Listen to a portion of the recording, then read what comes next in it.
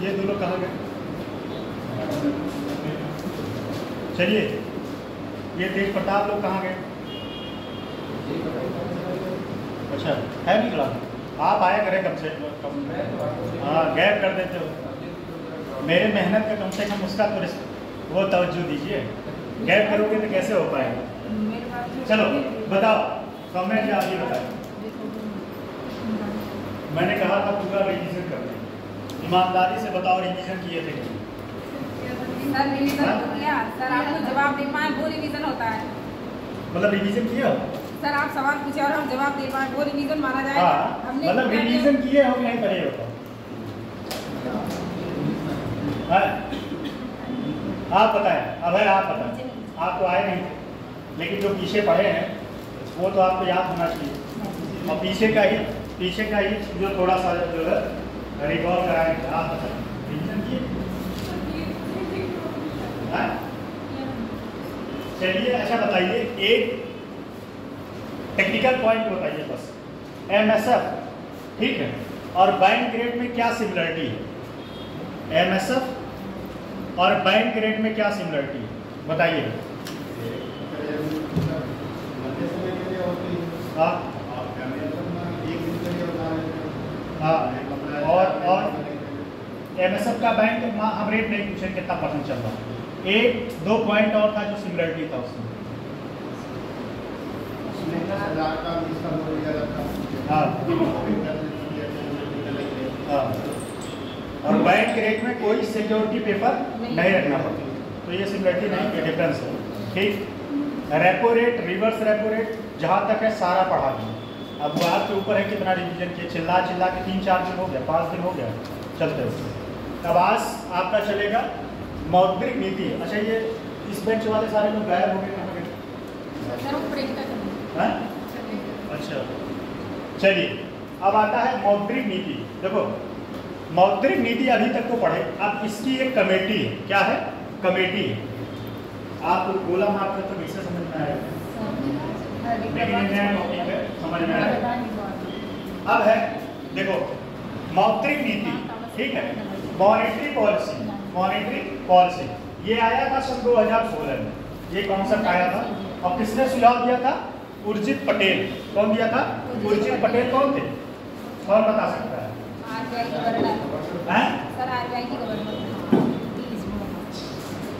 उर्जित पटेल, ठीक, इन्होंने ही सुझाव दिया था कमेटी का।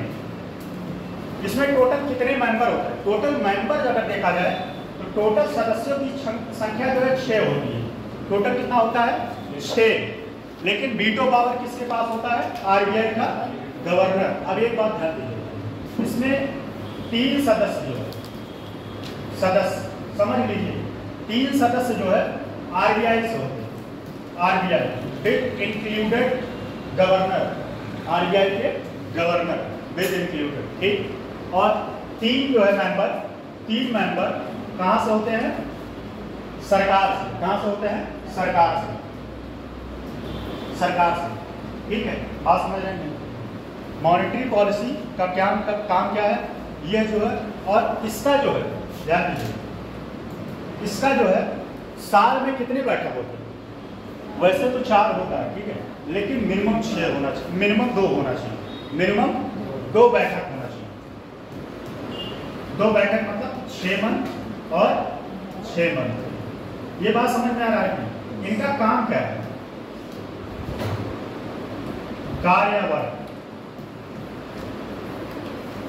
वर्क क्या है? मौद्रिक नीति का निर्माण करना। क्या करना? मौद्रिक नीति का निर्माण करना, जिससे मार्केट में क्या है, अगर इन्फ्लेशन बढ़ रहा है, इन्फ्लेशन बढ़ रहा है या घट रहा है, दोनों को कंट्रोल करने के लिए ये समिति गठित की जाती है। क्या करने के लिए? दोनों को कंट्रोल, मार्केट में इन्फ्लेशन बढ़ रहा है या घट रहा है, ठीक है। फिर से बात समझिए, ये कॉन्सेप्ट कब आया था? 2016 में, ठीक है। सुझाव कौन दिया था? उर्जित पटेल। कौन दिया था? उर्जित पटेल, ठीक है। टोटल कितने सदस्य होते हैं? 6 मेंबर होते हैं। कितने मेंबर होते हैं? 6। ये प्रीलिम्स के लिए इंपॉर्टेंट है। प्रत्येक सदस्य का कार्यकाल, ध्यान, कार्यकाल कितना होता है? 4 वर्ष। कितना होता है? 4 वर्ष। लेकिन यहाँ एक बात ध्यान देने की है, 4 वर्ष कार्यकाल होता है, ठीक है। कार्य करने का कितना होता है? 4 वर्ष। लेकिन इसमें सबसे बड़ी बात, एक बार जो सदस्य बन गया दोबारा से वह सदस्य नहीं बन सकता। अगर एक बार कोई सदस्य बन गया तो दोबारा वह जो है दोबारा नहीं बन सकता। बात समझ रहे हैं? दोबारा। अच्छा, अमेरिका के राष्ट्रपति जो है, पॉलिटी का क्वेश्चन है, कितनी बार जो है चयनित हो सकते हैं, मतलब कितनी बार वो चुनाव में खड़े हो सकते हैं या राष्ट्रपति बन सकते हैं? 2 बार। अगर हम कहें 3 बार तो है 3 बार भी हो सकता है, लेकिन उसके लिए एक कॉन्सेप्ट है जो मैं पॉलिटी से संबंधित है, जो जहां मैं नहीं आना चाहूँगा, ठीक है, क्योंकि वो दूसरा टॉपिक हो जाएगा। वो ट्विस्ट याद करना, सोचना कैसे 3 बार। तो ये मॉनेटरी पॉलिसी का पूरा फंक्शन है। मॉनेटरी पॉलिसी क्या करती है? यह जो है इन्फ्लेशन पे कंट्रोल करती है। किससे? अपने विभिन्न इंस्ट्रूमेंट के माध्यम से। आरबीआई विभिन्न अपने इंस्ट्रूमेंट के माध्यम से मार्केट के इन्फ्लेशन को, या कह सकते हैं रेपो रेट, मार्केट में कब पैसे का फ्लो ज़्यादा करना है, कब पैसे का फ्लो कम करना है। कभी कभी देखो क्या होता है, अगर मार्केट में इन्फ्लेशन है तब भी जो है repo rate, reverse repo rate, SLR, CRR तब भी जो है ना बढ़ाया जाता ना घटाया जाता। इसके पीछे जानते हो क्या कारण है? इसके पीछे कारण ये है कि सरकार प्रमोट करता है कि ऐसा ना हो कि अगर हम मार्केट जो है रेपो रेट बढ़ा दें तो लोग जो है पैसा खींचना शुरू कर दें। जो पैसा लगा है वो पैसा खींचना शुरू कर देंगे और मार्केट एकदम एकाएक से आराम से गिर जाएगा और मंदी की खतरा आने की संभावना। क्या है? मंदी की खतरा आने की संभावना। ये आपका क्या है? मौद्रिक नीति। बात समझ में आएगी? मौद्रिक नीति समझ में आया? क्या काम है? काम इसका क्या है? मार्केट को कंट्रोल करना। किस माध्यम से? अपने मौद्रिक नीति के माध्यम से। इसके टोटल कितने मेंबर होते हैं? 6 मेंबर, जिनमें से 3 जो है आरबीआई से, 3 सरकार से। प्रत्येक मेंबर का कार्यकाल कितना होता है? 4 वर्ष, ठीक है। इस समिति का सुझाव किसने दिया था? उर्जित पटेल। और कब आया था? 2016। ये इतना मोटा मोटा पॉइंट है सब। और उसके बाद ये तो हो गया, ठीक। बात समझ में आएगी? अब आते हैं 1-2 पॉइंट और था, मेरे ख्याल से कहाँ तक लिखवा दिए थे बताइए सर। आज लिखवाना था सीमांत आवश्यकता। सीमांत आवश्यकता, अच्छा। इसका मतलब जो है आपने हेडिंग करवा के छुपा दिया। अच्छा, वो गुणात्मक वाला नहीं लिखे थे क्या आप लोग? सर लिखा था गुणात्मक में क्या क्या हो चुका था? चयनात्मक, साख नियंत्रण। चयनात्मक हो गया, गुणात्मक में और क्या बचा था? सीमांत आवश्यकता। अच्छा, और साख रश्मि नहीं बोला। इसका मतलब मैं समझा बहुत आगे तक दिया, मैंने पाया बहुत पीछे तक है। तो थोड़ा सा लिखिए, नहीं तो समझाने के चक्कर में जो है पॉइंट छूट जाएगा। मेन पॉइंट लिखवाना। क्या हुआ?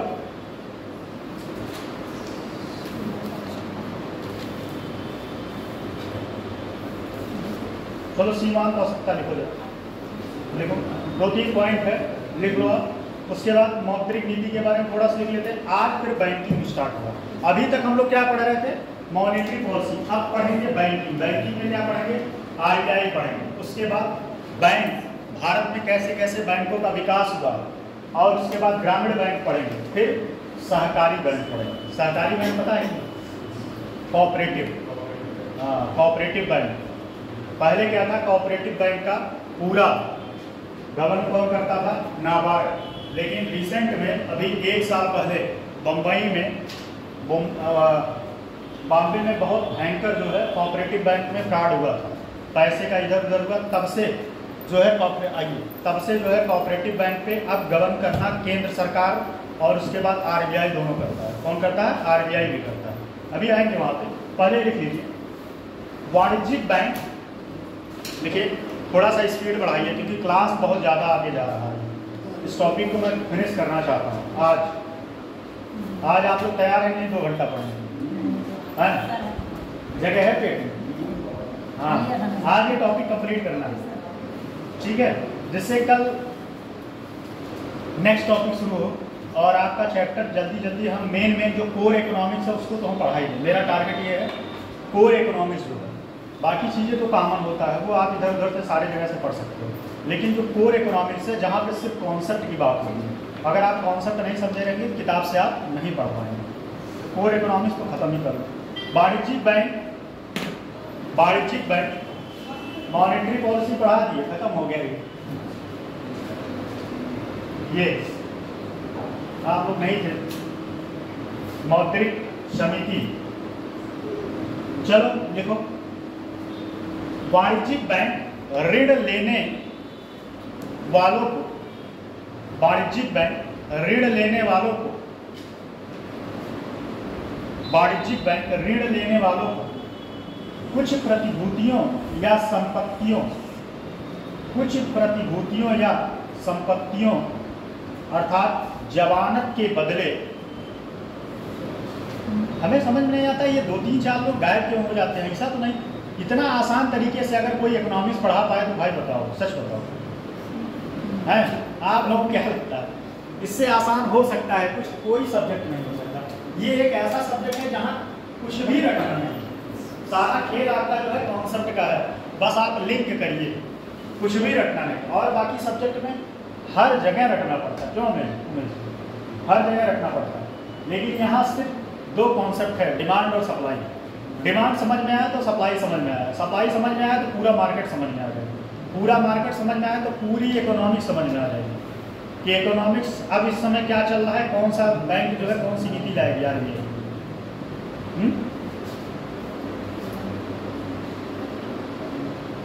टॉपिक क्या था? सीमांत आवश्यकता ना, मार्जिनल रिक्वायरमेंट।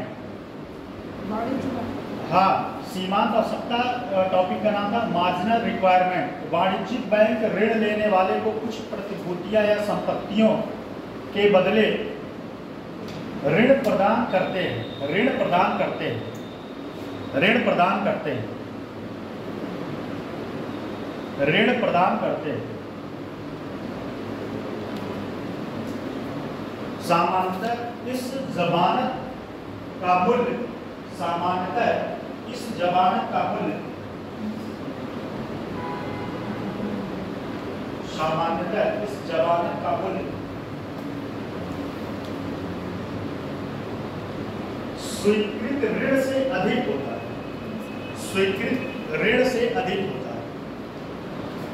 थोड़ा लाइन सीधा करो, रिक्शा आ रहा है, ये सही लिखा है। स्वीकृत ऋण से अधिक होता है, स्वीकृत ऋण से अधिक होता है। बंधक रखी हुई संपत्ति, बंधक मतलब गिरवी है। जैसे आप बैंक में जाते हो लोन लेने तो क्या देना पड़ता था? जमीन का जो है कागजात देने पड़ते हैं, ठीक है। मैं पता चले सभी लोग ऐसे मुंह उठा के पहुंच जाए बैंक से लोन लेने के लिए, अगर फ्री में बांटना शुरू करें चले जाएंगे नहीं। कुछ टेक्निकल पॉइंट है जहाँ से आप लोन निकाल सकते हो और बिना कुछ रखे, कोलेटरल रखे, लेकिन उसके लिए दिमाग होना चाहिए। बहुत सारे लोगों ने बहुत सारा बैंक से पैसा गबन किया, जैसे कि जानवर पे पैसा लिए और क्या किए, जानवर का कान काट के बैंक में जाके दिखा दिए कि वो जो है मर गया जानवर। अब भाई जब जानवर ही मर गया तो पैसा कैसे रिकवर करके देंगे? उसी पे उसने लोन लिया था, दूध बेच के या कुछ करके देंगे। जब जानवर ही नहीं रहा तो पैसा कैसे? जैसे कोई व्यक्ति अगर मान लो उसके आगे पीछे कोई नहीं, उसने लोन लिया, अब वही इस दुनिया से निपट गया, दुनिया से निपट गया तो किससे जाएंगे लोन लेने? अपना पैसा किससे चुकता करेंगे? इसीलिए बैंक भी कम होशियार नहीं है, बैंक इन लोगों को गारंटेड दिलाता है। पता ही नहीं, कभी किसी लोगों ने लोन निकाला है नहीं। आप लोग कहाँ निकालेंगे? आपके घर वाले मान लो, अभी तो आप लोगों का जीवन स्टार्ट हो रहा है, भगवान न करे कि लोन लेना पड़े है। लोन जब लेते हैं बड़ा अमाउंट तो उसके लिए गारंटेड होना चाहिए, और दुर्भाग्य बस अगर आप लोन नहीं भर पाए तो जो गारंटेड है ना उससे भरपाई करवाएंगे। इसीलिए कोई जल्दी गारंटेड बनना नहीं चाहता। और एक बात और बता दें, जीवन में कभी गारंटेड बनने का प्रयास मत करिएगा, कोई अपने घर का नाम नहीं, पता चले आपको पता नहीं है, भावुक होकर गए गारंटेड बन के और उसके बाद वो पैसा देना, पहले तो बैंक प्रयास करता है उसी से पैसा लेना। By hook by crook, by hook by crook मतलब उसकी संपत्ति जब वो एकदम नील बटे सन्नाटा हो जाएगा, उसके पास शरीर और किडनी के अलावा कुछ नहीं बचेगा, तब वो जाएगा उस गारंटर के पास। अब किडनी और शरीर तो बेच नहीं सकता, तब वो पकड़ेगा गारंटर, तब उससे वसूली करेगा। ठीक है। वैसे बैंक बहुत प्यारा चीज़ है, लेकिन समझने के लिए प्यारा चीज़ है कि नहीं, लोन देता है आपको। चलो देखो कहाँ तक हो चुका, बंधक रखी हुई संपत्ति उसके आधार पर, बंधक रखी हुई संपत्ति उसके आधार पर दिए गए, उसके आधार पर दिए गए ऋण के बीच का, दिए गए ऋण के बीच का अंतर को सीमांत आवश्यकता, सीमांत आवश्यकता या ऋण मार्जिन कहा जाता है। अब ये टॉपिक मैंने समझाया था, कोई एग्जांपल देके मुझे बताइए। ये टॉपिक मैंने बहुत अच्छे से समझाया था, बताइए कोई लोग एग्जांपल देके समझाइए, बताइए। जावेद जी आप, या तो फिर अभय आप, दोनों में से कोई, या तो फिर तेज प्रताप, उमेश, मैं सारे लोगों का नाम जानता हूँ, सारे लोग बताएं कि इस टॉपिक को कैसे समझा सकते हैं। हाँ हाँ हाँ हाँ, 1 एकड़ की जमीन की कितना, 1 एकड़ जमीन की उसकी कीमत में मदद का 3 लाख रुपये थे, इसका जो 7 लाख एकदम सही, एकदम 100% सटीक एग्जाम्पल दूंगा आपको, 10 out of 10 नंबर में। ठीक है, फिर आगे बात समझ में आया कि नहीं। उस दिन भी मैंने बताया था 70 करोड़ की संपत्ति, 70 लाख की संपत्ति हो, सॉरी 100 लाख की बताया, 100 लाख की संपत्ति हो तो कितना मिलेगा, 65 लाख या 70 लाख तक ही लोन मिलेगा। उसके बीच का जो अंतर होता है वही उसका बैंक का प्रॉफिट होता है, पूरे संपत्ति में नहीं देता। दुर्भाग्य के बस आप लेके भाग जाओ तो आपके संपत्ति से ज़्यादा पैसा कमाएगा। ठीक है। भारतीय रिजर्व बैंक, आगे से भारतीय रिजर्व बैंक आवश्यकता के, भारतीय रिजर्व बैंक, एक मिनट, भारतीय रिजर्व बैंक अर्थव्यवस्था की, भारतीय रिजर्व बैंक अर्थव्यवस्था की जिस क्षेत्र में, भारतीय रिजर्व बैंक, थोड़ा लिखिएगा, आज बहुत समझना है, पूरा बैंक समझना है, पूरा RBI समझना है, पूरा ग्रामीण बैंक समझना है, कोऑपरेटिव समझना है, तो थोड़ा जल्दी लिखिएगा। भारतीय रिजर्व बैंक अर्थव्यवस्था के जिस क्षेत्र में ऋण के प्रवाह को बढ़ाना चाहता है,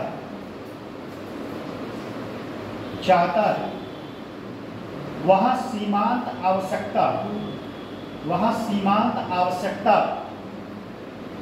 वहाँ सीमांत आवश्यकता,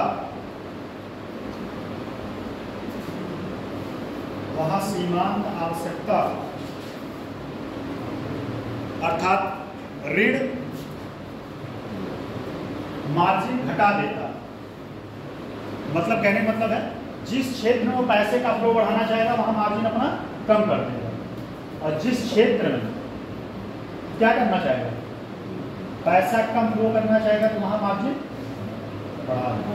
बस लिख लीजिए उसी को, यही बात फिर उल्टा लिख लीजिए, सेम यही लाइन उल्टा करके लिख लीजिए। जिस क्षेत्र में पैसा कम भेजना चाहता है उस क्षेत्र में क्या करेगा, मार्जिन बढ़ा देगा। तो ये हो गया आपका साख रश्मि। चलो अगला देखो साख रश्मि, इसमें पॉइंट लिख लीजिए बस, साख रश्मि में ये हो गया साख रश्मि। देखो रश्मि ऑफ क्रेडिट, इंग्लिश में रश्मि ऑफ क्रेडिट। देखो साख रश्मि क्या था, ये RBI जो है बताता है कि किस क्षेत्र में कितना पैसा फ्लो करना है, कितना पैसा आपको देना। प्राथमिक क्षेत्र में कितना, 40% प्राइमरी सेक्टर, और उस प्राइमरी सेक्टर में एग्रीकल्चर को कितना देना है, 18%। ठीक है, तो यही पॉइंट करके लिख लो बस। ये हो गया।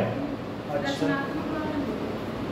रचनात्मक हो गया है कि नहीं, रचनात्मक पहले ही लिखा है, सेलेक्टिव पहले लिखा है, तब सीमांत हुआ होगा, पहले सेलेक्टिव ही लिखा है, सब हो गया। चलो सही, ठीक है। तो ये आपका गुणात्मक हो गया। ठीक, अब आते हैं अगले टॉपिक पे। इसमें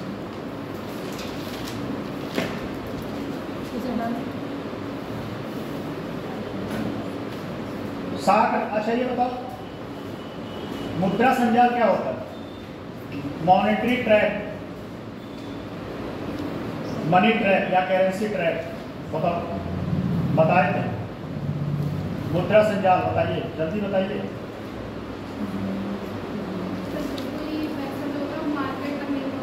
हाँ, मुद्रा संजाल जैसे फॉर एग्जाम्पल कैसे वो पैसा फंसता है? ब्लैक मनी और कोई एग्जाम्पल? पर्यावरण आपदाएं आती हैं। हाँ, पर्यावरण आपदा है तो उस टाइम क्या करेंगे लोग? पैसा, महामारी हुआ उन सब में क्या करेंगे? पैसा रखना चाहेंगे, ना कि मार्केट में जाके कपड़े खरीदना चाहेंगे। ठीक, चलिए मौद्रिक नीति समिति थोड़ा सा लिख लीजिए। मौद्रिक नीति समिति, ये भी टॉपिक कंप्लीट किया होगा, तब बैंकिंग शुरू करते हैं। देखिए मौद्रिक नीति समिति, मौद्रिक नीति समिति लिखिए, इस पे मेंस में भी क्वेश्चन बना हुआ है। मौद्रिक नीति समिति इंपॉर्टेंट टॉपिक है। मौद्रिक नीति समिति का गठन उर्जित पटेल समिति के, मौद्रिक नीति समिति का गठन उर्जित पटेल समिति के सुझाव के आधार पर, समिति के सुझाव के आधार पर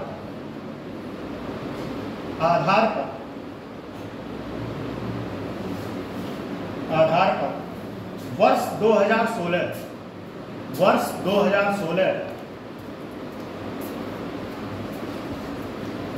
2016 में किया गया था।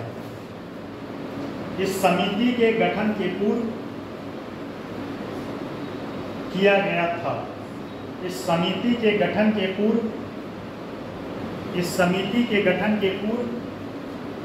आप टेंशन ना लो, आपको दोनों नोट्स मिलाएंगे क्योंकि इस सब मेरे पास है। ठीक, किसी दिन मैं दे दूंगा, फोटो कॉपी करा के लेना, लेकिन नोट्स दे देना, पता चले हम 12 होंगे लेके फोटो कॉपी कराए, आप नोट्स से लेके गा देना, बस आप क्लास करते रहो। ठीक, इस समिति के गठन से पूर्व भारत में मौद्रिक नीतियां आरबीआई के अंतर्गत कार्यरत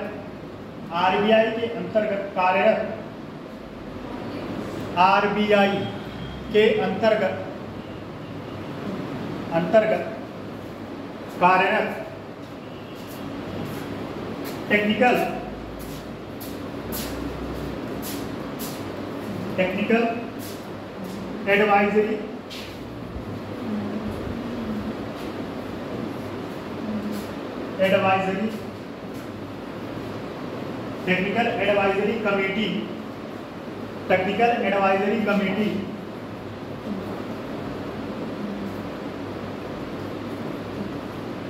कमेटी बनाती थी। टेक्निकल एडवाइजरी कमेटी बनाती थी। परंतु आरबीआई के गवर्नर के पास विशेषाधिकार, वीटो पावर। विशेषाधिकार क्या होता है? अच्छा बताओ, विशेषाधिकार किसके किसके पास है?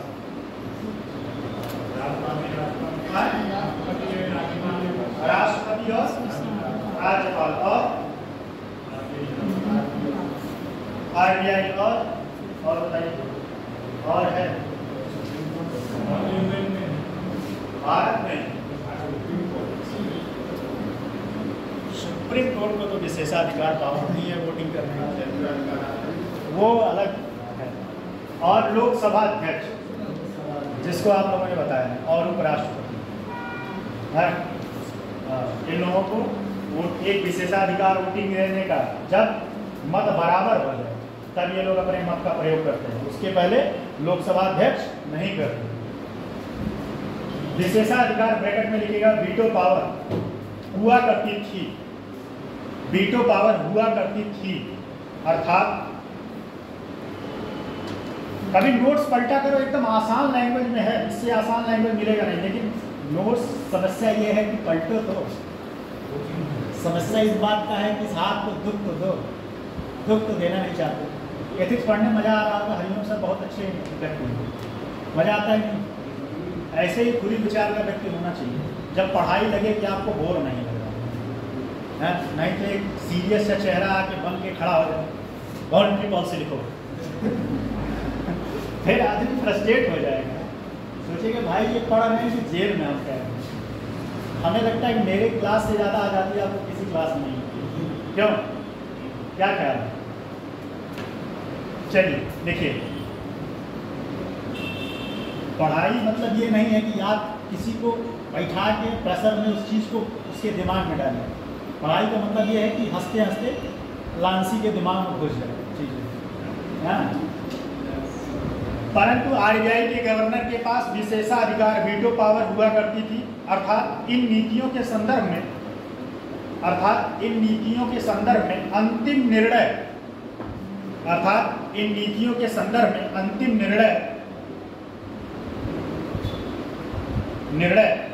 गवर्नर का ही होता था,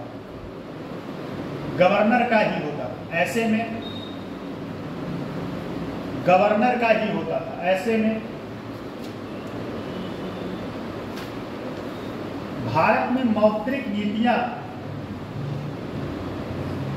व्यक्ति केंद्रित हो जाती थी।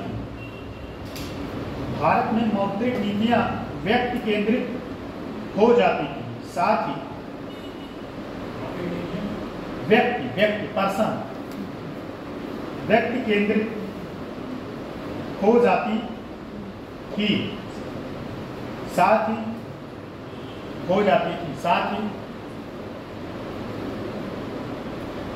साथ ही इन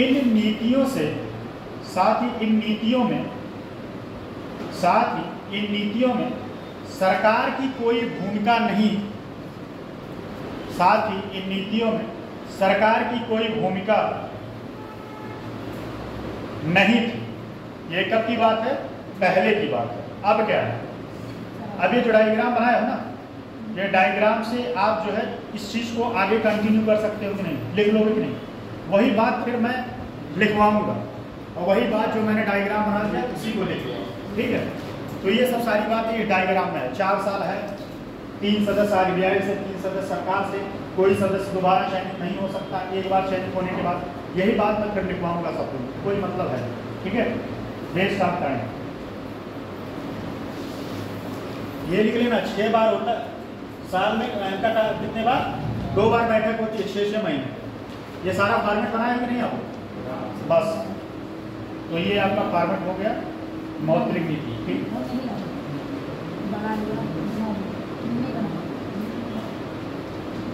चलो, अब ये हो चुका मॉनेटरी पॉलिसी। पूर्णतः मॉनेटरी पॉलिसी हमारे तरफ से जितना इम्पोर्टेंट था सब कंप्लीट हो गया टॉपिक, ठीक है। जितना भी आप मॉनेटरी पॉलिसी उठा के कोई बुक अगर रखे हो स्टैंडर्ड, जाके पढ़ लेना। कोई टॉपिक ऐसा नहीं है जो छूटा होगा, इंपॉर्टेंट जो एग्जाम के पॉइंट ऑफ व्यू से। वैसे तो बहुत टॉपिक है, अब बायोलॉजी वाले सर पढ़ा रहे हैं, पूरा बायोलॉजी थोड़ी पढ़ाते हैं, लेकिन हाँ जो इम्पोर्टेंट है, जहाँ से क्वेश्चन हर बार बना वो सारा पढ़ा है, ठीक है। अब आते हैं banking, new topic banking.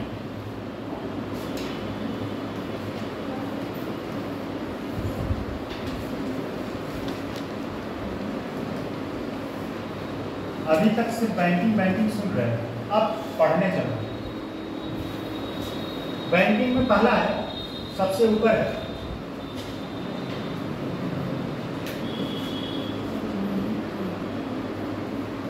RBI. अब इसको हम पढ़ेंगे, आरबीआई को पढ़ेंगे। अभी तक तो आरबीआई सुनते आ रहे हैं, ठीक है। आरबीआई क्या है, कौन सी बला है आरबीआई। अब आरबीआई के बारे में पढ़ें। देखो, आरबीआई के गठन के पीछे कुछ कहानी क्या है, कहानी है। आरबीआई ऐसे नहीं आया कि एकाएक आके गठन हो गया। आरबीआई के गठन के पीछे सबसे पहले 1926 में एक हेल्टन एंड कमीशन, देख लो ये प्रीलिम्स में बहुत बार आया है, Helton and commission. Helton and commission मतलब हेल्टन नाम का एक व्यक्ति, ठीक है, और उसके ही नाम पे एक कमेटी गठित की गई। किसके नाम पे? Helton and commission. ये पूछा आरबीआई किस कमेटी के सुझाव पे गठन किया है, तो हेल्टन एंड कमीशन, ठीक। 1926 में इसने सुझाव दिया, लेकिन बात बनी नहीं, ठीक है। इसने एक सुझाव दिया कि भारत में एक केंद्र बैंक होना चाहिए, एक केंद्रीय बैंक होना चाहिए, ठीक है। लेकिन ये बात बना नहीं। 1931 में एक संसदीय बोर्ड, इसका संसदीय बोर्ड का गठन हुआ 1931 में। 1926 में हिल्टन एंड कमीशन ने सुझाव दिया, लेकिन इसके बाद को बहुत ज़्यादा अमल में नहीं लाया। फिर एक बार फिर से सरकार ने 1931 में एक संसदीय बोर्ड कमेटी की गठन की। कब किया? 1931 में एक संसदीय बोर्ड कमेटी का गठन किया कि भारत में एक आरबीआई होना चाहिए, मतलब एक सेंट्रल, आरबीआई में एक सेंट्रल बैंक होना चाहिए। इन दोनों कमेटी के सुझाव पे ही 1934 में आरबीआई एक्ट आया। क्या आया? 1934 में आरबीआई एक्ट आया। 1934 में आरबीआई एक्ट आया और 1934 में एक्ट आया। इसके बाद 1935 में, कब? 1935 में आरबीआई कब? 1 अप्रैल, कब? 1 अप्रैल 1900 कितना है? हाँ सही, 1 अप्रैल कंफर्म है, मान लो फैक्ट इधर हो जाए। 1 अप्रैल 1935 को आरबीआई का गठन, किसका? 1935 में आरबीआई का गठन हो गया। कहानी कहाँ से शुरू हुआ था? 1926 से। उसके बाद 1931 में एक संसदीय बोर्ड समिति का गठन किया गया। इन दोनों सुझावों के आधार पर 1934 में एक आरबीआई एक्ट आया, जिससे 1 अप्रैल 1935 में आरबीआई का गठन हो गया। कब हो गया? आरबीआई का गठन हो गया, ठीक है। कितनी बात समझ में आई नहीं? बोलिए। अच्छा, एक चीज और यहाँ पे है, क्वालिटी से संबंधित क्वेश्चन। यह किस चार्टर एक्ट के तहत आया था? ये कौन बता सकता है? 1935 का अधिनियम आता है। 1935 का अधिनियम जो आया था, 1935 के अधिनियम के ही तहत आरबीआई का गठन हुआ। किसके तहत? ये पॉलिटी का क्वेश्चन है, ये आया हुआ है 1935 के अधिनियम के तहत।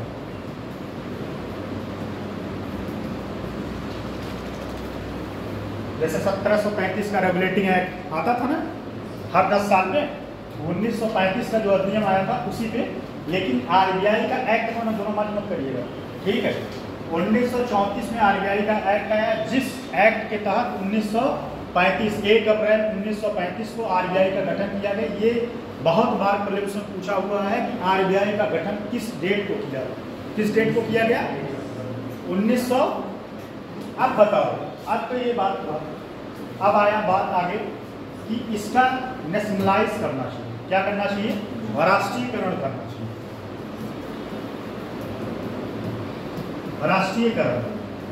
राष्ट्रीयकरण कब किया गया? 1949 में।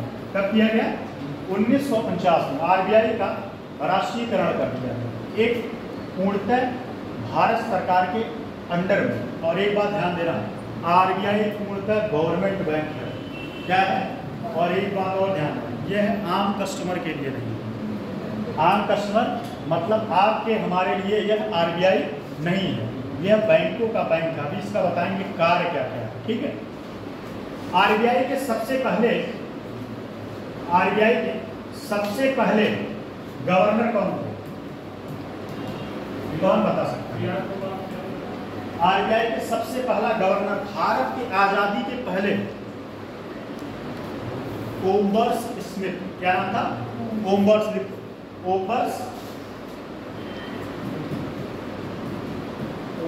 स्मिथ।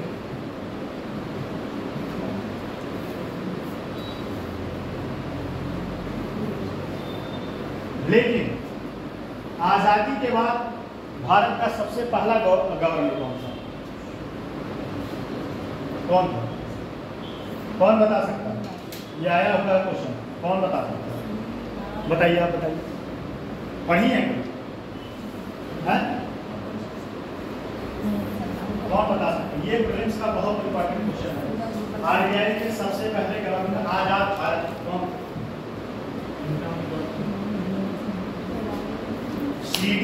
का नाम सुना है? वही कौन थे? लिख लो।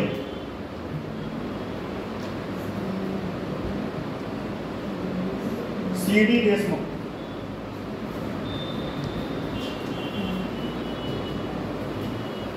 सीडी देशमुख ये क्या थे? आजाद भारत, आजाद भारत पहले आरबीआई के गवर्नर थे। एक बात ध्यान दें, इसमें टेक्निकल पॉइंट है। अगर आजादी के पहले पूछेगा तो कौन थे? ओम्बर्स स्मिथ। ठीक। आजादी के बाद पूछेगा आरबीआई के सबसे पहले गवर्नर कौन थे? सीडी देशमुख। लेकिन वर्तमान में आरबीआई के गवर्नर कौन? वर्तमान कौन बता सकता है? और ये 26वें नंबर के हैं, 26वें नंबर कौन बता सकता है? बताओ कौन बताइए इनमें से बताइए। एक बता दी। करंट का है क्वेश्चन है, करंट का क्वेश्चन है, आप बताएं जल्दी। ये करंट का क्वेश्चन है, ये कोई ऐसा फैक्ट नहीं है, कोई ऐसा कॉन्सेप्ट नहीं है, बस करंट का क्वेश्चन है। आप कितना अवेयर हैं ये मैटर करता है। संजय मल्होत्रा, क्या नाम है? संजय मल्होत्रा। ठीक। यह आरबीआई के 26वें नंबर के गवर्नर थे। इन्होंने किसका स्थान लिया ये बताओ? शक्ति का दास। ठीक। ये आरबीआई का, देखो ये आरबीआई का कुछ मेन चीज था। अब आरबीआई के कार्य के बारे में देखिए, आरबीआई का कार्य क्या है। ठीक है।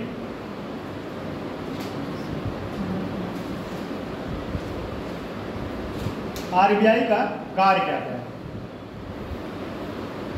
देखो आरबीआई का कार्य,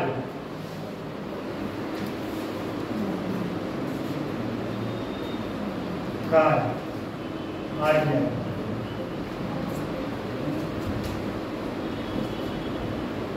पहला तो बैंकों के बैंक के रूप में। ठीक।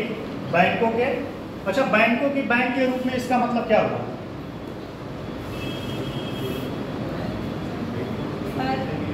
सर बैंकों के पास पैसा जमा होता है। हाँ, ये बैंकों, जब बैंकों को पैसे की जरूरत पड़ती है तो कहाँ जाते हैं? आरबीआई के पास। किसके पास जाते हैं? आरबीआई। तो इस वजह से इसको क्या कहा जाता है? ये फंक्शन लिख लो, रिक्वायरमेंट इसके बारे में रिक्वायरमेंट नहीं, समझ लो बस।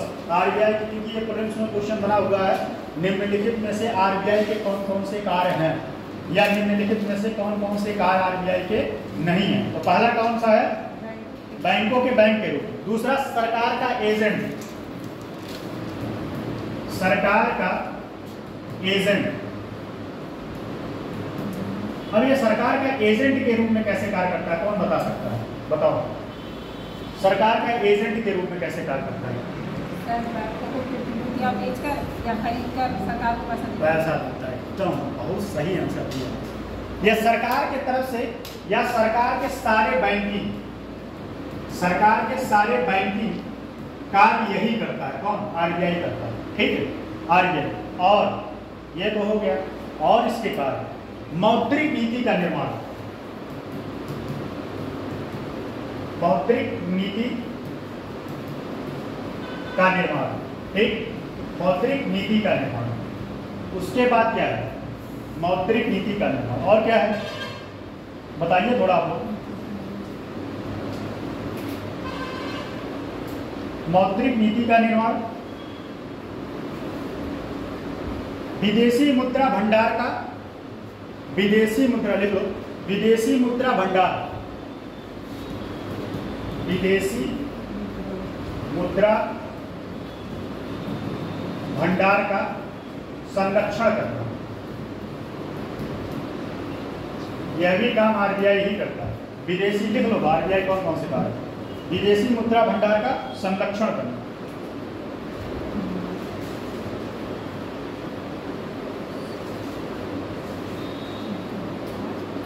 ठीक, एक और है साख सृजन का, साख नियंत्रण करना। विदेशी, हाँ तो साख नियंत्रण में ही आ गया, मौद्रिक नीति में साख नियंत्रण ये आ जाएगा इसे, साख नियंत्रण, ठीक है। और एक चीज, करेंसी क्या करना, करेंसी निकालना, ये आरबीआई का ही काम क्या है, मौद्रिक पैसे को क्या करना, पैसे का फ्लो बढ़ाना है घटाना।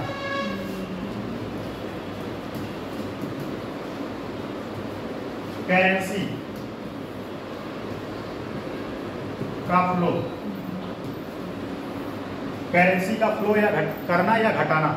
अच्छा, इसमें एक बात और आता है, टेक्निकल पॉइंट, सारे करेंसी का जो है आरबीआई के ही सिग्नेचर से आता है, सारे करेंसी जो भी होते हैं, लेकिन इसमें 1 रुपया का और 2 रुपए के नोट पर, 2 रुपए के नोट पर यह कहाँ से जारी किया जाता है, 1 रुपए का नोट और 2 रुपए का नोट कहाँ से जारी किया जाता है, कौन बता सकता है, और किसका सिग्नेचर होता है इसका? 1 रुपए और 2 रुपए के नोट, या कह सकते हैं सिर्फ 1 रुपए का मान लो, ये प्रीलिम्स में बहुत बार क्वेश्चन आता है, 1 रुपए का नोट कौन जारी करता है, या 1 रुपए के नोट पर किसका सिग्नेचर होता है? हाँ, वित्त मंत्री, किसका? वित्त मंत्री, लिख लो, 1 रुपए के नोट पर किसका होता है? वित्त मंत्री का। अरे सॉरी, गलत हमको भी करवा, वित्त सचिव का, सॉरी, वित्त सचिव। अभी आपके चक्कर में हम भी गलत, मेरा दिमाग वहीं चला गया, गलत फैक्ट बता दिया। किसका होता है? वित्त सचिव का। जो फाइनेंशियल सेक्रेटरी होता है, वित्त सचिव, इस समय कोई है नाम मुझे एग्जैक्ट नहीं याद है, गूगल कर लेना। जो वित्त सचिव होता है उसके सिग्नेचर से ही जारी होता है 1 रुपए का नोट। और एक बात ध्यान रखना, 1 रुपए और 2 रुपए का नोट जारी करता है सरकार। कौन करता है? सरकार। सरकार 1 और 2 रुपए का नोट जारी करता है। बाकी नोट कौन जारी करता है? और नोट जारी करता है कौन? आरबीआई। कौन करता है? आरबीआई। और आरबीआई मैक्सिमम कितने रुपए तक का नोट जारी कर सकता है? चलो, आरबीआई मैक्सिमम कितने रुपए का नोट जारी कर सकता है? और एकदम सही, कहाँ पढ़ी? 10,000। कितना? 10,000। 10,000 का। और जो 1967 में एक बार किया गया, तब से बंद कर, 1967 में एक बार बहुत पहले किया गया था। अच्छा, ये विमुद्रीकरण आज ही नहीं हुआ, इससे पहले भी हुआ था। जो 2,500 का नोट हुआ था, ये नहीं कि मोदी के काल में हो गया, बहुत बढ़िया, इससे पहले भी हुआ विमुद्रीकरण। और 10,000 के नोट मार्केट में छापे गए, तो उस 10,000 के नोट को वापस ले लिया गया। क्या ले लिया गया था? लेकिन हाँ, वो लीगल टेंडर से बाहर नहीं हुआ था। मोदी जी ने 10,000, 500 और 1,000 के नोट को ही बाहर कर दिया लीगल टेंडर से। लेकिन ये लीगल टेंडर से बाहर नहीं किया गया। जैसे 2,000 का नोट, वो लीगल टेंडर है आज भी, लेकिन वो मार्केट के चरण में है। अब आप 2,000 के नोट किसी को आप दे नहीं सकते, वो बैंक में ही जाएगा। कहाँ जाएगा? बैंक में जाएगा। तो बात समझ में आया? 2,000 के नोट मैक्सिमम तक जारी करता, और मिनिमम कितना करता है? 5 रुपए का नोट, मिनिमम 5 रुपए का नोट। तो ये जो है आरबीआई के कार्य हैं। कौन कौन से कार्य हैं? पहला, बैंकों के बैंक के रूप में, सरकार का एजेंट के रूप में, ठीक है। उसके बाद मौद्रिक नीति का निर्माण करना, विदेशी मुद्रा भंडार मतलब डॉलर, क्या? डॉलर, डॉलर का संरक्षण करना, डॉलर को संरक्षित करना, ठीक है। नोट जारी करना, ये सब आरबीआई के क्या है? कार्य है। आरबीआई के बारे में समझ में आया कि नहीं? आरबीआई में टोटल कितने सदस्य होते हैं? वैसे सदस्य तो कहने के लिए बहुत होते हैं, लेकिन कोर सदस्य टोटल कितने हैं? 6 हैं। कितने हैं? 5 कोर सदस्य कितने हैं? 5। 5 में से समझिए 4 जो है डिप्टी गवर्नर हो गए। क्या हो गए? डिप्टी गवर्नर, ठीक। और एक जो है गवर्नर तो है ही है, एक गवर्नर हो गया, ठीक। बात समझ में? टोटल मेन मेंबर कितने होते हैं? 5। और एक बात जान लो, आरबीआई के गवर्नर जो होता है बहुत रुपया लगता है। आरबीआई की एक वैकेंसी आती थी, हम लोग जो है कभी कभी देते थे एग्जाम। हाँ, मेरा उसमें नहीं हुआ था, क्योंकि एक ही 2 बार आया, मेरा उसमें प्रीलिम्स भी नहीं हुआ। आरबीआई ग्रेड बी का था। आरबीआई ग्रेड बी का ये समझो कि जितना टफ एग्जाम आपके यूपीएससी का होता है, बैंक में सबसे टफ एग्जाम होता है आरबीआई ग्रेड बी का। अगर उसमें बैंक का हियरार्की देखा जाए तो समझो ग्रेड बी आईएएस है, ठीक है, grade B IAS, SBI ECS और आईबीपीएस, ये सब सारे जो है आरओए और सब सारे। एसबीआई पीओ की सैलरी सबसे ज़्यादा होती है। अगर आप बम्बई जैसे शहर में आप एसबीआई पीओ होते हैं तो इस टाइम कम से कम मिनिमम सैलरी आपकी 1 लाख के आसपास होगी। और बैंक अपने एम्प्लॉय को मिनिमम रेट पर ब्याज देता है। बैंक अपने एम्प्लॉय को मिनिमम रेट दर पे, मिनिमम इंटरेस्ट रेट पे सबसे कम ब्याज दर, सबसे कम रेट पे ब्याज दर देता है, मतलब लोन देता है। कहने का मतलब, लोन देने का मतलब कि 4% पे या 4% या उससे कम भी, अलग अलग बैंकों का अलग 4% या उससे कम पे ब्याज लोन देता है अपने एम्प्लॉय को। और एक बात, बैंक जो है अपने एम्प्लॉय को भारत में टूर करने का पैसा देता है। अगर आप एसबीआई जैसे ब्रांच के मैनेजर हैं तो आपको फॉरेन ट्रिप भी मिलता है। और बैंक इतना पैसा देता है कि आपको पेट्रोल का, न्यूज़पेपर का, फिर उसके बाद जो है आपके एचआर जानते हैं, हाउस रेंट, वो डिपेंड करता है आपके शहर की लोकेलिटी कैसा है। Grade A, grade B, grade C, D ऐसे कैटेगराइज किया गया है। अब मान लो बम्बई जैसे शहर में तो वहाँ एचआर 20-20 हज़ार रुपये मिलता है ये रेंट के लिए। तो ये सब सारी चीज़ें मिला के बैंक जो है काफ़ी सारा पैसा देता है। किसको? अपने मैनेजर, अपने एम्प्लॉय को घूमने के लिए। भाई आप सोचो, मेरे दोस्त भी हैं, कई सारे बैंक में हैं। अभी कल ही एक मेरे बैंक दोस्त का फ़ोन आया था, मैनेजर हो पीएनबी में। उन लोगों का वर्कलोड इतना है कि एक बात जान लो, बैंक में इतना रोज़ का काम सबमिट किया जाता है। बैंक का काम कभी पेंडिंग नहीं छोड़ा जाता। अगर कोई कैश काउंटर पे बैठा है, कैश काउंटर, तो उसके पास जितना कैश है, जब तक वह पूरे कैश का काउंटिंग करके और पूरा सबमिट न करा दे तब तक वो कैश काउंटर छोड़ नहीं सकता और किसी दूसरे व्यक्ति को वहाँ उस कैश काउंटर पर बैठने नहीं देते। बैंक का ये, एसबीआई का, और जो मैनेजर होता है उसको डेली का काम पूरा सबमिट करना रहता है, ठीक। और मैनेजर का और काम, बस उसको फाइल का काम थोड़ा कम करना पड़ता है, ये वर्क पब्लिक डीलिंग, लेकिन सबसे ज़्यादा काम उसी का, उसको रोज़ का काम सबमिट कराना पड़ता है कि आज मेरे यहाँ इतने का काम हुआ, उसके बाद सबमिट कराने के बाद फिर नेक्स्ट डे काम शुरू। इसलिए बैंकों को, एम्प्लॉय को भारत में और विश्व देशों में, अदर देशों में घूमने मिलता नहीं, पागल हो जाएंगे। आप सोचो, एक तरफ से सारे लोग आते हैं, सर मेरा पैसा जमा कीजिए, पागल हो जाएगा नहीं। तो इसलिए वर्कलोड ज़्यादा होता है। ये आरबीआई के सारे फंक्शन है, ठीक है, बात समझ में आएगी। आरबीआई का एक्ट कब आया? 1926 में। कौन सा कमीशन था? तो अच्छा, 1926 में संसदीय बोर्ड आया। हाँ, तो हम 26 पूछ रहे हैं। हाँ बताइए। हाँ, हेल्टन एंड कमीशन 26-31 में संसदीय बोर्ड, दोनों कमेटी के सुझाव पे 34 में आरबीआई एक्ट, 35 में आरबीआई का गठन, 49 में आरबीआई का राष्ट्रीयकरण। आरबीआई के पहले, भारत की आज़ादी के पहले कौन गवर्नर थे? Over Smith. और आज़ादी के बाद भारत के पहले गवर्नर सीडी देशमुख। वर्तमान में कौन है आरबीआई के गवर्नर? संजय मल्होत्रा। आरबीआई के कौन कौन से कार्य हैं सब मैंने बताया, ठीक। बात समझ में आया कि नहीं? आरबीआई का कार्य क्या क्या है? सरकार के एजेंट के रूप में, ठीक है, बैंकों के बैंक के रूप में, साख सृजन करना, मुद्रा भंडार, ये सब सारे विकासात्मक कार्य भी आरबीआई करता है। तो ये आपका आरबीआई का रहा, थोड़ा आरबीआई लिख लो। उसके बाद फिर आते हैं बैंक, थोड़ा लिखते चलो क्योंकि नहीं ज़्यादा हो जाता है। और फिर उसके बाद आप लोग लिखना भागने लगते हो लिखने से, समस्या इस बात का है। एक लिखो, भारतीय बैंकिंग व्यवस्था में RBI, reserve bank of India, शीर्ष पर है। शीर्ष मतलब सबसे हाई पोजीशन पर। वैसे आप लोगों को सच बताएं, एक बात और सुन लो, इंटरेस्टिंग बात है, अभी जिसका भी एज हो। और एक बात और है, बैंक की तैयारी तभी कोई कूद रहा जब उसको अच्छे से मैथ और इंग्लिश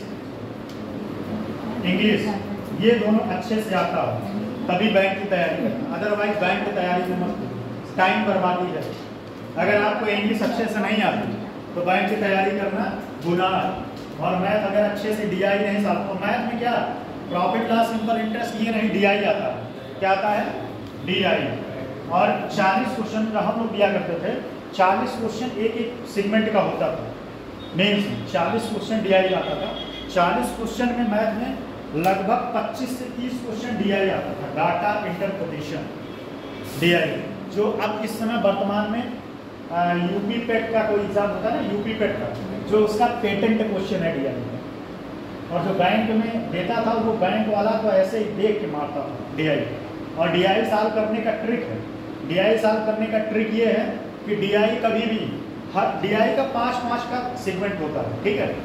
टोटल 4 क्वेश्चन रहेंगे DI के, एक क्वेश्चन में 4 क्वेश्चन को सॉल्व करना है, 5 क्वेश्चन को, जिसमें से 4 क्वेश्चन आसान होता है। क्या होता है? 4 क्वेश्चन आसान होता है, एक क्वेश्चन टफ होता है, जो होशियार कॉम्पिटिटर होता है, जो टैलेंटेड होता है, उसे एक क्वेश्चन को लीक कर देता है, छोड़ देता है, बाकी 4 क्वेश्चन लगाता है। ये DI लगाने का टेक्निक है। तो और एक बात और है, बैंक का सबसे बढ़िया है कि बैंक का एग्ज़ाम नवंबर से शुरू होता है, अक्टूबर से शुरू होगा, और उसके बाद जनवरी फरवरी तक आपके प्री मेंस सब करा के 1 अप्रैल को ज्वाइन होते हैं। कब? 1 अप्रैल को फिक्स है ज्वाइनिंग। 1 अप्रैल को आपको ज्वाइनिंग लेटर मिलना तय है, चाहे क्लर्क हुआ चाहे PO हुआ। इसका शेड्यूल 1 साल की तैयारी होती है। 1 साल में अगर आपका इंग्लिश और मैथ अच्छा है, दबा के झोंक दो अपने आप को, और 1 साल में बैंक मैनेजर या क्लर्क बन के किनारे।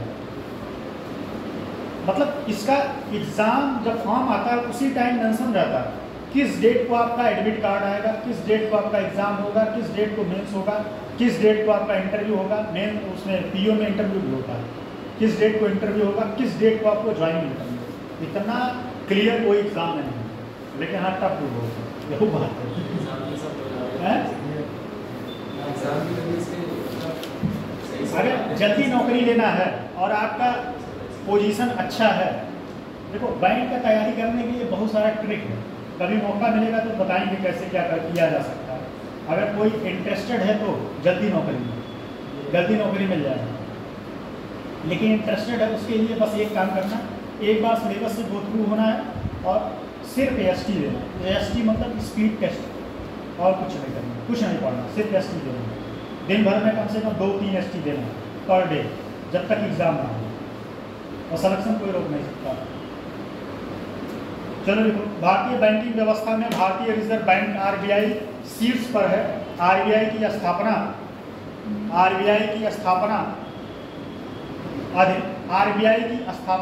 RBI अधिनियम 1934, RBI अधिनियम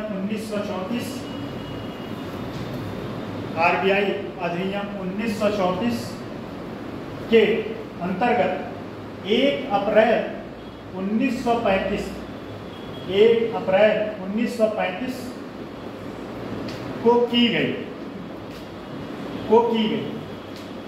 अधिनियम पारित को की गई, क्योंकि RBI की 1 अप्रैल 1935 को की गई, क्योंकि RBI की स्थापना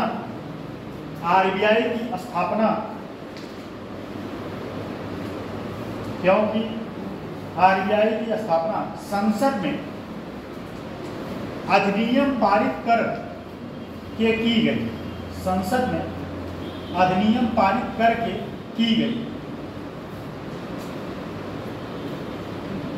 इसे वैधानिक या सांविधिक निकाय कहा जाता है। वैधानिक या सांविधिक निकाय कहा जाता है। अच्छा ये बताओ इसका मतलब क्या होगा? पॉलिटी का कोई बताए जानकार, पॉलिटी का जानकार कोई बताइए।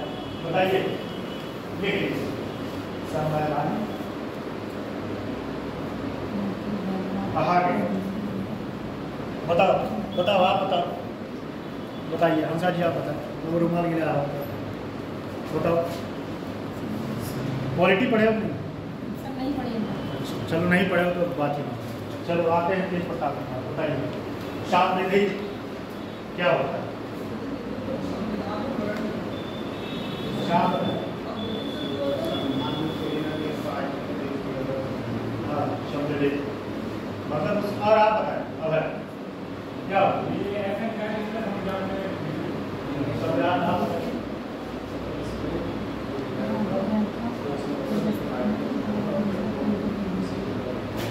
सही, ठीक। चलिए देखिए, संविधिक या वैधानिक निकाय कहा जा सकता है। एक वैधानिक निकाय का स्वरूप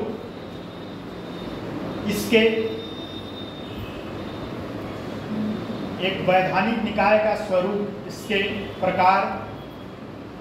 प्रकार मतलब फंक्शन, इसके प्रकार फंक्शन उसी अधिनियम के माध्यम से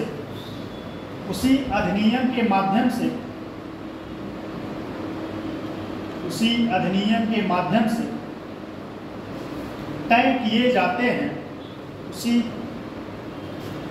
अधिनियम के माध्यम से तय किए जाते हैं।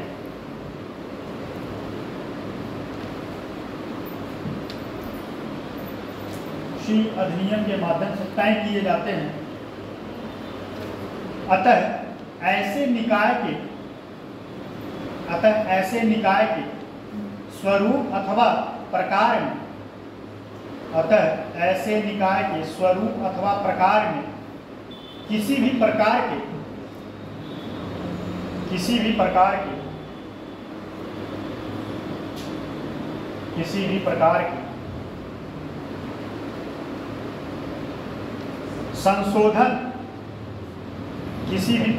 के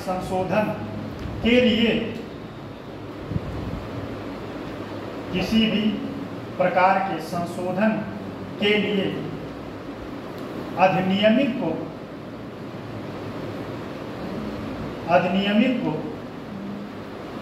संशोधित करना अनिवार्य है।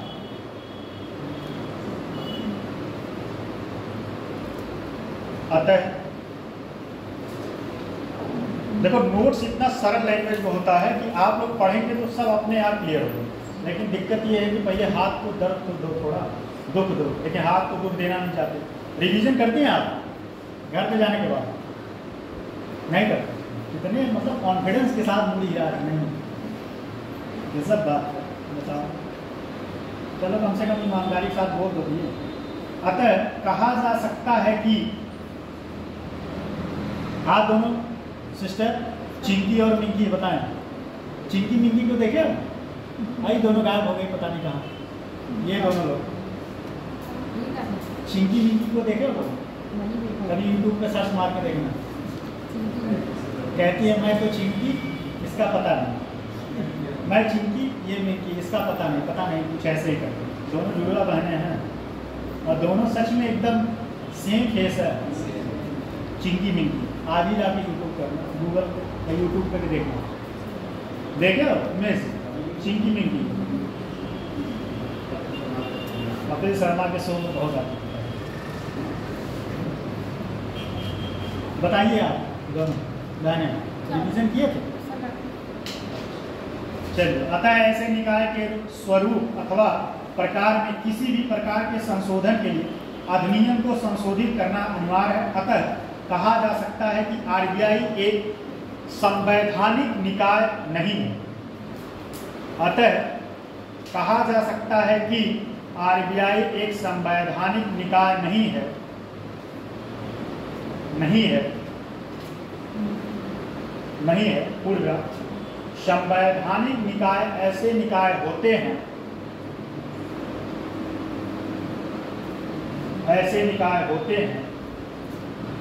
जिनकी स्थापना संविधान के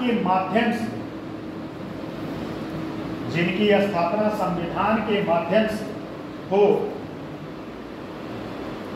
एवं स्वरूप तथा प्रकार का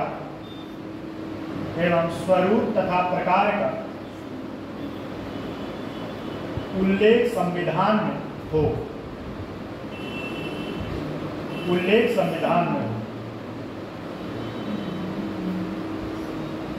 देखो एक चीज और बता दें,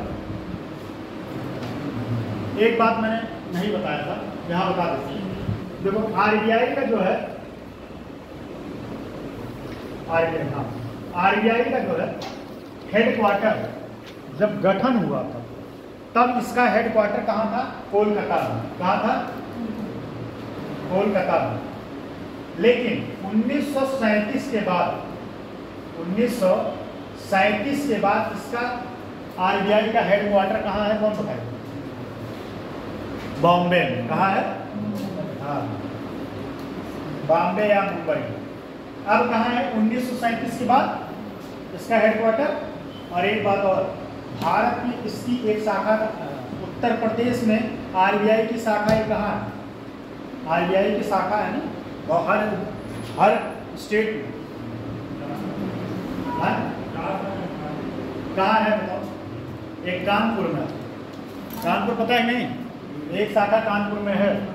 और जब मुद्रा 2500 और 1000 के नोट जब बंद किए गए थे, तो जब उसका टाइम खत्म हो गया था, तो सरकार और बैंक की तरफ से जारी किया गया था नोटिस कि अब आप पैसे को कानपुर में ले जाकर एक्सचेंज कर सकते। कोई गया था कानपुर जाके एक्सचेंज कर सकते। ठीक, चलो देखो आगे। जब आरबीआई की स्थापना हुई, देखो यही पॉइंट है, तो लिख लो इसको। क्या लिखवा है? आरबीआई की जब स्थापना हुई थी तो इसका स्थापना कहाँ था? हेडक्वार्टर कहाँ था? कलकत्ता में। 1937 के बाद कहाँ है? और वर्तमान तक बॉम्बे। कहाँ है? बॉम्बे। ठीक है। एक बात और देखो, आरबीआई के, अच्छा ये तो उसमें लिखेंगे, आरबीआई के गवर्नर आजादी के पहले कौन थे? Robert Smith. और आजादी के बाद सीडी देशमुख। ठीक है। वर्तमान में तो ये सब बातें फिर से मैं वही लिखवाऊंगा, वही सब बातें। अब लिखो आरबीआई की जिम्मेदारियां, आरबीआई की जिम्मेदारियां या आरबीआई के कार्य, दोनों ये इंपॉर्टेंट है। आरबीआई की जिम्मेदारियां या आरबीआई के कार्य जो मैंने बताया अभी, कहा गया ये आरबीआई के कार्य। देखो आरबीआई की जिम्मेदारियों को लगता है आप लोग थोड़ा स्लो लिख रहे हैं। आज आगे बैंक भी शुरू कर दो।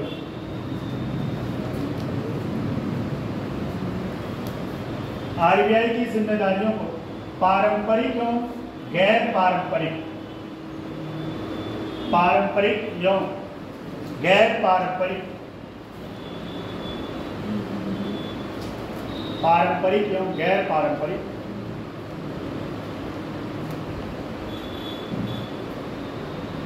जिम्मेदारियां समय समय पर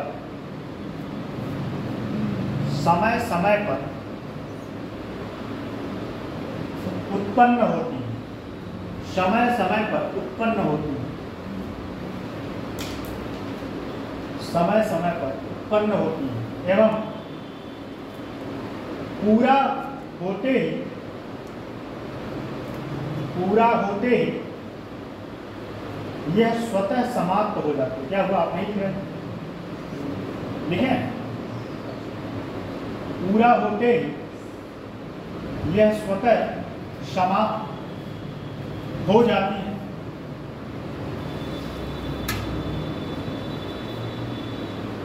समाप्त हो जाती है। इनसे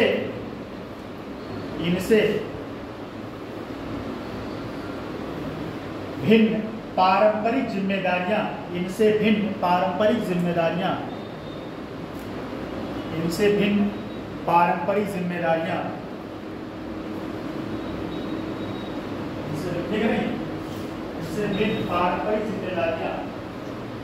निरंतर जारी रहे। पारंपरिक जिम्मेदारियां निरंतर जारी रहे, निरंतर जारी रहे।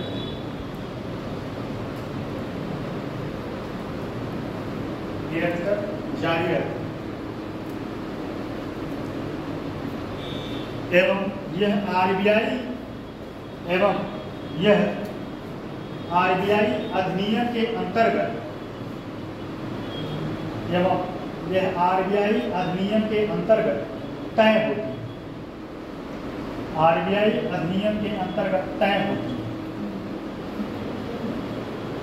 अब इसमें पहला पॉइंट देखो,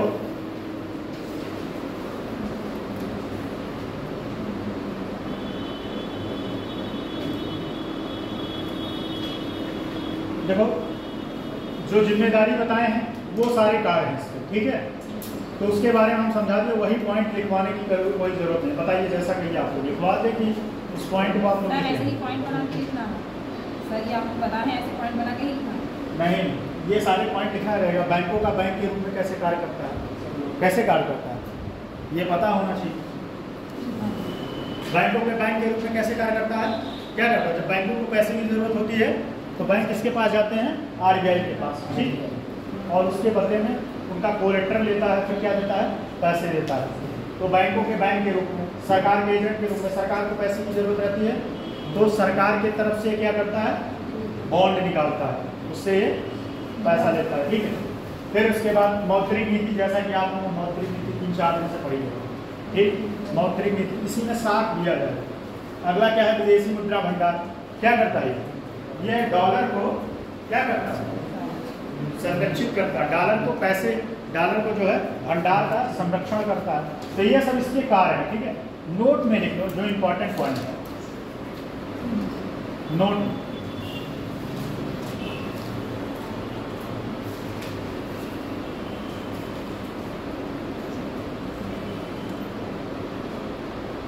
एक पॉइंट थोड़ा सा लिख लेना, ठीक है। इसके कार्य में एक पॉइंट जरूर लिख लेना, तो मैं बता दूं थोड़ा सा।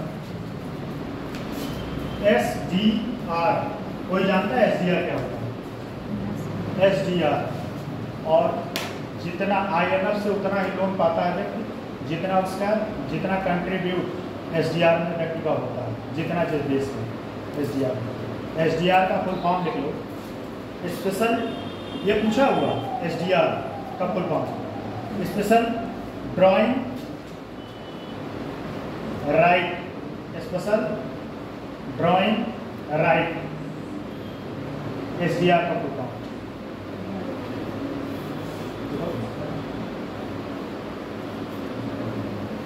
ये नोट में लिखना। अब थोड़ा सा पॉइंट डाल के लिखो, एक पॉइंट लिखो इसमें। आरबीआई भारत में विदेशी मुद्रा कोष special drawing right, RIGST, drawing DRAW, नहीं पढ़ा, स्पेशल ड्राइंग राइट देखो इसमें थोड़ा सा। अब एक पॉइंट लिखो, आरबीआई भारत में विदेशी मुद्रा कोष का संरक्षण करती है। अच्छा ये बताओ, विदेशी मुद्रा कोष का संरक्षण क्यों करती है? भारत में विदेशी मुद्रा कोष को रखने की क्या जरूरत है, बताओ। सर बाहर से व्यापार करते हैं इसलिए। सर हम भी तो बाहर से मतलब सामान मंगवाते, इम्पोर्ट करते इसलिए। बात तो आपने सही दिया, आंसर सही दिया, लेकिन सटीक तरीके से नहीं दिया। और देखो मानक मुद्रा देखा जाता है तो कौन सा है, डॉलर, यूरो, येन, पाउंड, ये है अंतर्राष्ट्रीय मुद्रा। और अपने देश की करेंसी अंतर्राष्ट्रीय मुद्रा में पता ही नहीं। रुपया लेके अमेरिका में जाओ रद्दी ये भाव रहेगा, लेके वहाँ एक कप चाय नहीं मिलेगा अमेरिका में। लेकिन अपने रुपए का भी एक्सेप्टेंस है, कहाँ, नेपाल में। नेपाल में पैसा लेके जाओ, 4000 रुपया लेके जाओ, खूब ऐश करो, हैं। और आपके पैसे, अच्छा एक चीज़ और है, अगर आपको नहीं पता है तो वहाँ नेपाली लोग अच्छे से बेवकूफ़ भी बनाते हैं। पता चले आपको पता नहीं है कि हमारे पैसे का कितना वैल्यू है, आपको तो लगेगा, लेकिन वो बहुत लाभ कमाता है। अगर नेपाली मुद्रा में लोगे तो सुनते हैं 100 या 150 के आसपास कोल्ड ड्रिंक होता है, और भारतीय मुद्रा में लोगे 50-60 के आसपास कोल्ड ड्रिंक मिल जाएगा, हाँ 50-60 के। अब पैसा लेके जाओ भारतीय मुद्रा में। अच्छा वो भारतीय मुद्रा लेना बहुत चाहते हैं क्योंकि उनका फ़ायदा ज़्यादा होता है। भारतीय मुद्रा में लोग एकदम खुशी ले लेते हैं ऐसे। अभी देखा बहुत सारे लोग यहाँ नेपाल से होंगे जो लोग मोमोज बेचते हैं, मोमो जो नहीं होता वो ज़्यादातर नेपाली ही काम करते हैं उसमें। और वो लोग जो है ज़्यादातर कैश पैसा लेना पसंद करते हैं क्योंकि उनका अकाउंट है नेपाल, ठीक है। तो उनको पैसा जब एक्सचेंज कराते हैं उनको पैसा दे देना पड़ता है, तो चाहते हैं मुझे कैश मिला रहे यहाँ, जिससे यहाँ ज़्यादा वो ऑनलाइन नहीं लेते। तो अमेरिका, नेपाल में आप अपने मुद्रा से जा सकते हैं, पैसा खर्च करके मौज कर सकते हैं। लेकिन यूरोप में, अमेरिका में, कनाडा में आपकी मुद्रा का वैल्यू 0 है। आप पैसा लेके 10 लाख रुपया लेके बैंक में घूमते रहिए, छोड़ दीजिए, सड़क में कोई पूछने वाला नहीं रहेगा। मतलब बात कह रहे हैं, क्यों नहीं पूछने वाला है, बैंक उठाएगा, जाएगा, एक्सचेंज करवा लेगा अपना, उसको कुछ तो मिल जाएगा। लेकिन बिना एक्सचेंज किए उस पैसे का कोई वैल्यू नहीं। बात समझ रहे हैं? तो वही है। तो मुद्रा रखने का, भंडारण करने के पीछे कारण क्या है? क्योंकि जब आप बाहरी दूसरे देश से, अन्य देशों से जब आप ट्रेड करते हो, तो आपके मुद्रा को न लेके वह कहते हैं हमें अपने करेंसी में चाहिए, या फिर पाउंड में या डॉलर में।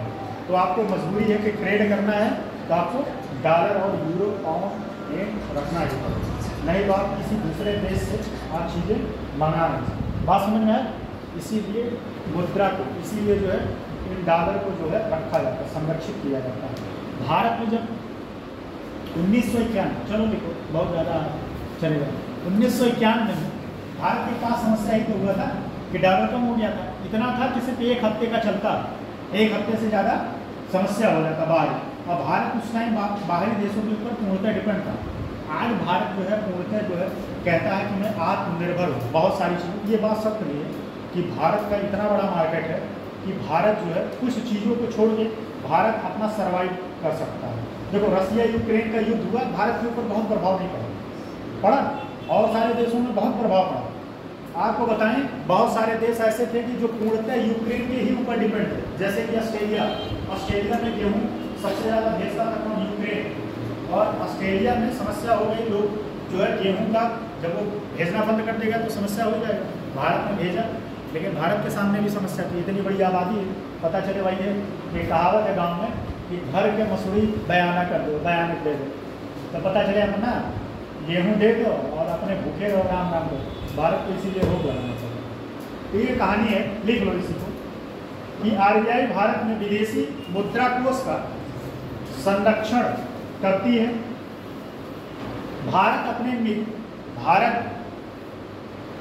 आरबीआई भारत में विदेशी मुद्रा कोष का संरक्षण करती है। भारत अपने विदेशी मुद्रा कोष में अमेरिकी डॉलर, यूरो, भारत अपने विदेशी मुद्रा कोष में अमेरिकी डॉलर कामा करते जाइए, यूरो कामा, पाउंड कामा, येन, इन तीनों में, चारों में सबसे महंगी मुद्रा कौन है? सबसे ज़्यादा वैल्यू किसका है, कौन बता सकता है? और कोई है? जहाँ तक मुझे पता है कि सबसे ज़्यादा इसका पाउंड का है, पाउंड का पैसा ज़्यादा, 111 या उससे ज़्यादा है। देख लेना, गूगल कर लेना। जैसी मुद्राओं को रखता है, जैसी मुद्राओं को रखता है। अब वही बात आ गया जो पीछे बताए थे, जिन्हें हार्ड करेंसी क्या होता है? जिन्हें हार्ड करेंसी कहते हैं। अब आप हार्ड करेंसी के नाम पे नाम बोलना ही चुप कर दो। हार्ड करेंसी क्या होता है? डॉलर में दुर्लभ मुद्रा जो आसानी से ना मिले, ये होता है हार्ड करेंसी। हार्ड करेंसी कहते हैं, जिन्हें हार्ड करेंसी कहते हैं। अब मैं इसका डेफिनेशन लिखवा चुका हूँ, ठीक है। हार्ड करेंसी मतलब कहने का मतलब ऐसी मुद्रा होती है कि जो आसानी से उपलब्ध ना हो, ठीक है। इसमें एक पॉइंट लिख लेना, पैराग्राफ चेंज कर। भारत विदेशी मुद्रा कोष में, भारत विदेशी मुद्रा कोष में IMF, भारत विदेशी मुद्रा कोष में SDR, जिसका अभी लिखवाया था, अब यहाँ फुल फॉर्म लिखने की जरूरत नहीं, सिर्फ SDR लिखना। SDR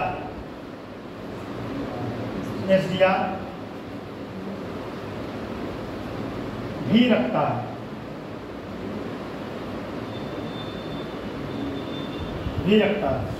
SDR अंतरराष्ट्रीय मुद्रा कोष के, SDR अंतरराष्ट्रीय मुद्रा कोष के लेखांकन की एक इकाई है। ये कह सकते हैं एक तरीके से ये डिजिटल मुद्रा होता है। क्या होता है? डिजिटल मुद्रा।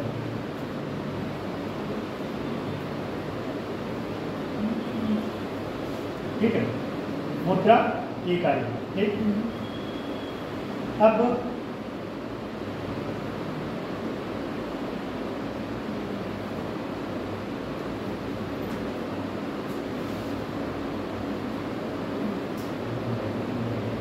लिखिएगा, नोट में लिखिए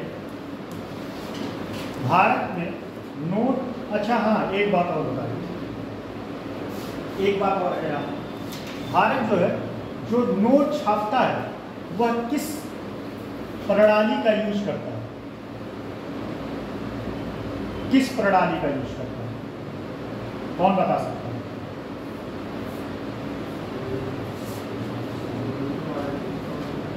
न्यूनतम आरक्षित कोष। और देखो भारत में आरबीआई जो पैसा छापता है, आरबीआई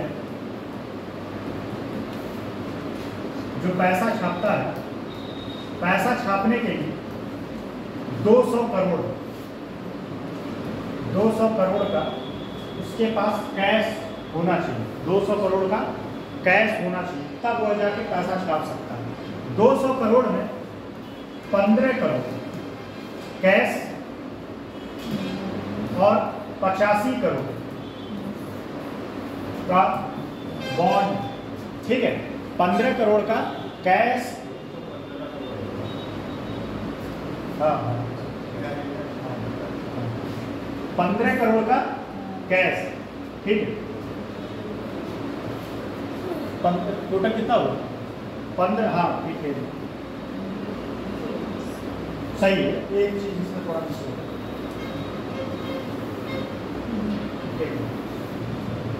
115 करोड़ और 85 करोड़। अब समझो, 85 करोड़ का कैश रखना होता है। क्या रखना होता है? कैश। ठीक, जबकि 115 करोड़ का तो डॉलर, प्रतिभूति, ठीक है, प्रतिभूति आदि चीजें आपको अपने पास रख के तब आप मुद्रा छाप सकते हैं। ठीक है, ये अपने पास नहीं है। जब आरबीआई इतना पैसा उसके पास रहेगा, कितना? 85 करोड़ का कैश, ठीक, और 115 करोड़ का डॉलर और प्रतिभूति पत्र, डॉलर, येन और पाउंड, ये सब सारी मुद्रा रहे, तब आप जाके पैसा छाप सकते हैं। बात समझ में आई कि नहीं? और ये स्वयं के पास, हाँ आरबीआई स्वयं के पास रखता है। और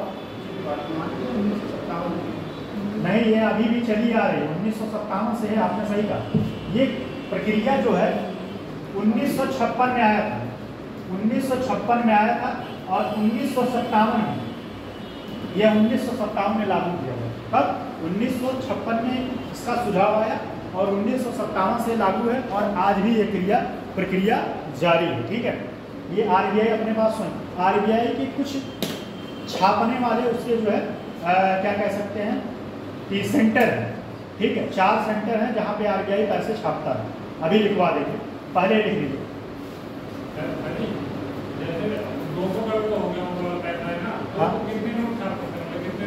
अब ये 200 करोड़ का ये जो है लागू कुछ नहीं किया है कि कितना पैसा छाप सकते, लेकिन इसी अनुपात है, वो इसी अनुपात में, आपका मतलब कहने का मतलब ये है कि अब इससे ज़्यादा नहीं होना चाहिए। 200 करोड़ का जो वैल्यू होगा उतने ही नोट का आप छाप सकते हैं। नहीं तो पता है कि 200 करोड़ रख के और बहुत सारा पैसा छापो तो फिर क्या है, इन्फ्लेशन आ जाएगा। तो सिंपल सी बात है कि ये इसी लाइन में, लेकिन किताबों में नहीं था, बहुत सारी किताबें में पढ़ो कितना छाप सकते। अब इसके लाइन में ही बात छुपा है कि जितना ये रिजर्व रखा है उसी के अनुपात में इतना ही पैसा, अनुपात मतलब ये होता है इतना ही पैसा ये छाप सकता है जब पैसे की जरूरत। और वैसे भारत पैसा छापना बहुत कम कर दिया है आरबीआई। पैसा जो मार्केट में है उसी के पैसे का यूज करता है, नहीं तो दूसरे देशों से क्या करता है, उधार लेता है, जिससे मार्केट में क्या है, अनस्टेबिलिटी ना आए। अनस्टेबिलिटी कहने का मतलब यह है कि क्या हो, मार्केट जो है अस्थिर ना हो, इन्फ्लेशन बढ़े या घटे। बात समझ रहे हो नहीं? समझ में आ रहे हैं? तो चिल्ला रहे हैं आप लोग, जो है आवाज़ नहीं निकालते तब मुझे लगता है कि मैं कुछ ऐसे ही बोले जा रहा हूँ। समझ में आ रहा है?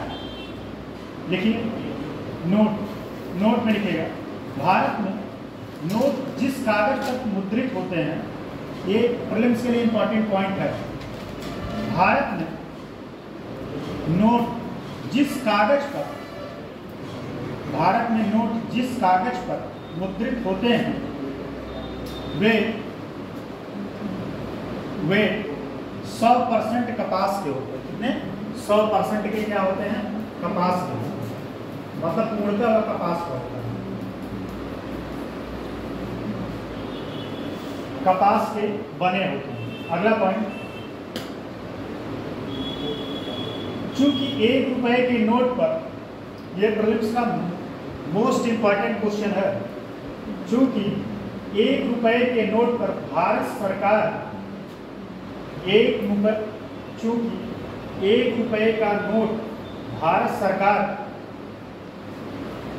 जारी करती है, इस पर आरबीआई,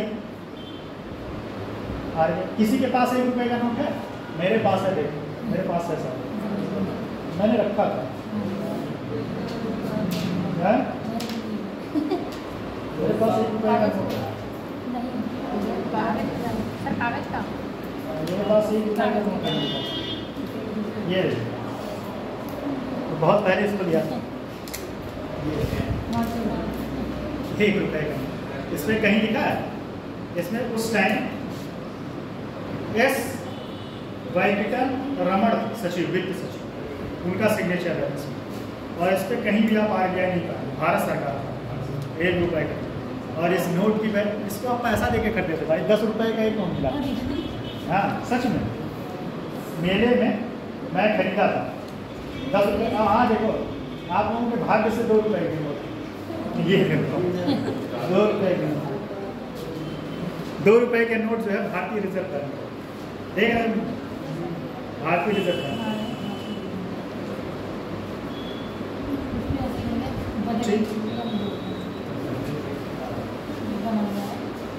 इस पे गवर्नर का है, मेरे पास 1 रुपये 2 रुपये दोनों हैं, किसी को चाहिएगा तो बताइएगा, 1 लाख रुपए लगेगा, हैं चाहिएगा तो बताइएगा, कब देख बता चाहिए, 1 लाख रुपए चाहिए, रखे हो? चलो देखो, चूंकि 1 रुपए का नोट भारत सरकार जारी करती है, 1 रुपए का नोट भारत सरकार जारी करती है, दिखाया ना उसके ऊपर भारत सरकार लिखा, जारी करती है, इस पर आरबीआई कहीं मुद्रित नहीं होता, मतलब आरबीआई कहीं नहीं लिखा होता, आरबीआई कहीं नहीं लिखा होता, न ही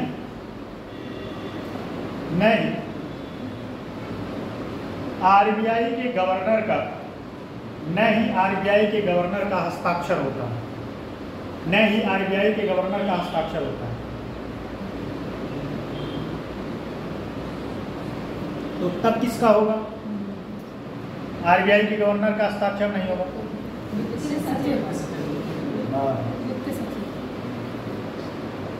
इन पर हस्ताक्षर वित्त सचिव का होता है, इन पर हस्ताक्षर वित्त सचिव का होता है।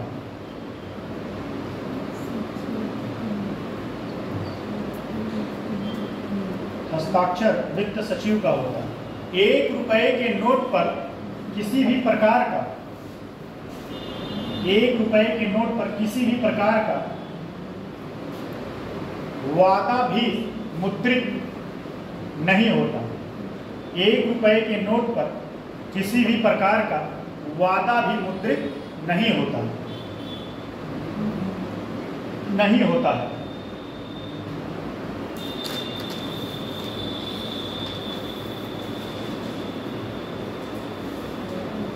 ठीक है,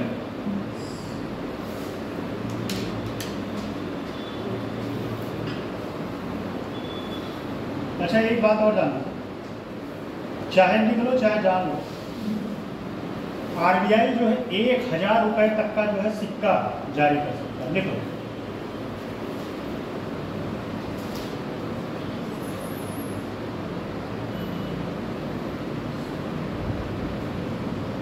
क्वाइंस एक्ट के अनुसार, क्वाइंस एक्ट के अनुसार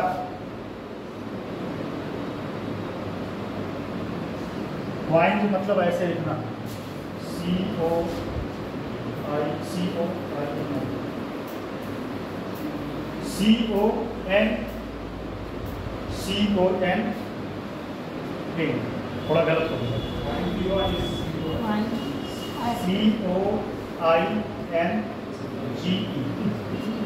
ठीक। देखो क्वाइंस एक्ट के अनुसार वर्तमान में भारत में अधिकतम 1000 रुपये का सिक्का जारी हो सकता है। ये प्रीलिम्स के लिए इम्पोर्टेंट फैक्ट है कि अगर कभी आ गया कि मैक्सिमम कितने रुपए का सिक्का जारी हो सकता है, तो 1000 रुपये, ठीक है। और कुछ चीज़ और लिखो, भारत में सिक्के मात्र 4 जगह बनते हैं। ये प्रीलिम्स में बहुत बार पूछा हुआ है और यूपी 80 का पेटेंट क्वेश्चन है, यूपी 80 का पेटेंट क्वेश्चन है। भारत में सिक्के मात्र 4 जगह बनते हैं, मात्र 4 जगह बनते हैं। बोल रहा हूँ, एक मिनट। कोलकाता, मुंबई, कोलकाता, मुंबई,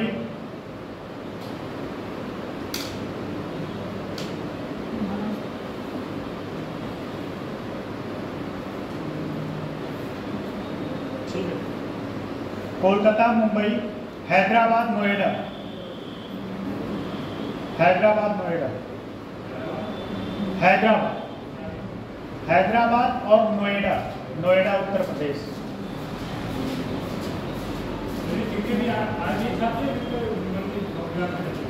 ये पॉइंट सब क्या आते हैं, ठीक है। इनके लिए कारखाना कह सकते हैं, कारखाना है, ये कितनी जगह आते हैं। सिक्के, सिक्के तो जो है RBI सरकार छपवाती है, लेकिन जारी RBI बैंक करता है, मतलब RBI जारी करता है। हाँ, जारी RBI की तरफ से किया जाता है। देखो 1 रुपए का सिक्का तो पूर्णतः सरकार की जिम्मेदारी है, बस नोट, लेकिन जो सिक्का होता है वो सरकार की जिम्मेदारी होती है। छापने के बाद, मतलब बनाने के बाद उस पॉइंट को वह जाता है किसके पास, RBI उसको मार्केट में सर्कुलेट करता है। मार्केट में उस पैसे का सर्कुलेशन कौन करता है, RBI करता है। कितना मिनट पर? जी सर, 27 होगा, सर 28 होगा। चलो लिखो जाओ, ये पॉइंट लिखो बस। वर्तमान नियमों के अनुसार RBI अधिकतम, वर्तमान नियमों के अनुसार RBI अधिकतम 10,000 रुपए का नोट जारी कर सकती है, 10,000 रुपए का नोट जारी कर सकती है।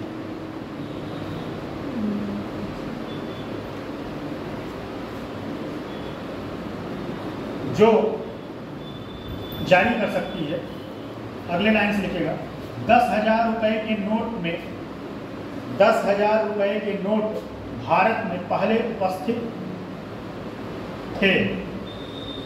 10,000 रुपए के नोट भारत में पहले उपस्थित थे, परंतु 10,000 रुपए के नोट भारत में पहले उपस्थित थे, परंतु 1978 किसकी सरकार थी, बता दो कौन बताया।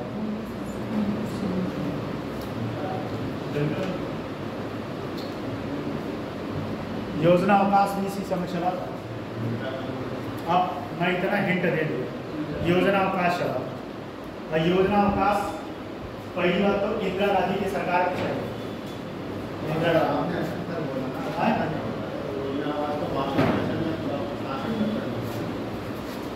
66 से, हाँ सर, योजना का 66 से 69, हाँ 69 से 66 से 69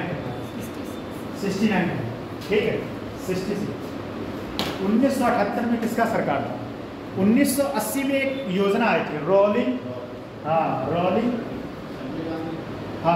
कमीशन।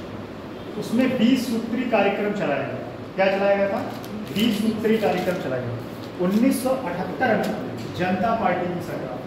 और एक बात बता दें, जैसे आज इंडिया अलायंस का फैसला, इंडिया अलायंस होता है कौन है, सारे विपक्षी एक तरफ। वैसे ही 1978 में कांग्रेस को हराने में जो जितनी भी पार्टियां थी सब क्या हो गई थी, एकजुट होकर जनता पार्टी में सरकार। और एक बात है, बीजेपी जो है, बीजेपी का बाप क्या कह सकते हैं, बीजेपी का पिता फादर जनता पार्टी, जनता पार्टी का ही बेटा है वो बीजेपी।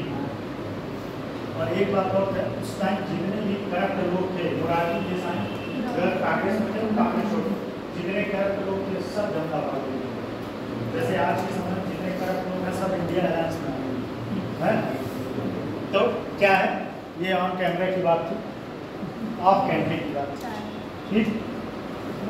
तो उनने क्या लिखे, परंतु 1978 में जनता पार्टी की सरकार ने इसका विमुद्रीकरण कर, परंतु 1978 में जनता पार्टी की सरकार ने इसका विमुद्रीकरण कर।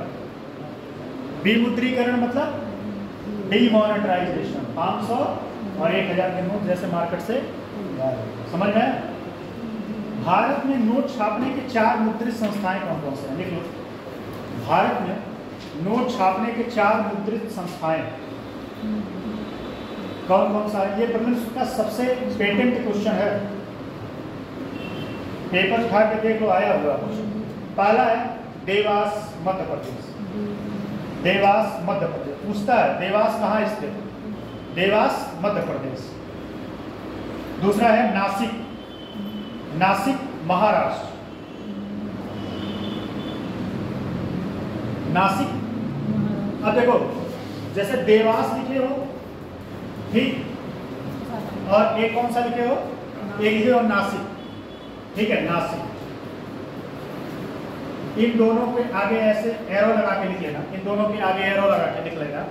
इन दोनों मुख्यालयों पर भारत सरकार का स्वामित्व है। इन दोनों, ये क्वेश्चन बना हुआ है कि किस पे भारत सरकार का नियंत्रण है, किस पे आरबीआई का नियंत्रण है। तो इन दोनों मुख्यालयों पे किसका नियंत्रण है, भारत सरकार का स्वामित्व है। और तीसरा पॉइंट इसमें लिखेगा, तीसरा मैसूर कर्नाटक, तीसरा है मैसूर कर्नाटक, और चौथा है सालबोनी, चौथा है सालबोनी। कौन बता सकता है सालबोनी कहाँ है, सालबोनी कहाँ है? एक तो हो गया मैसूर कर्नाटक में, मैसूर क्या बता दीजिए, मैसूर तो कर्नाटक में, सालबोनी कहाँ,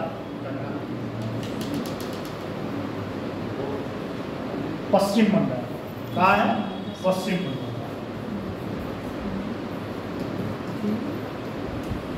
और इन दोनों के आगे लगा के लिखना, किसका किसका, मैसूर, और इन पे स्वामित्व आरबीआई का, लिख लो, इन पे स्वामित्व आरबीआई का।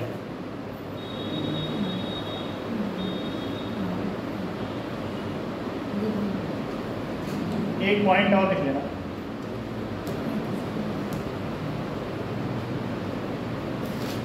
लिखना, नए नोट जारी करने में प्रयोग की जाने वाली पद्धतियां, हेडिंग, नए नोट जारी करने में प्रयोग की जाने वाली पद्धतियां। तो पहला इसमें है न्यूनतम आरक्षी प्रणाली, मिनिमम कैश सिस्टम। पहला है न्यूनतम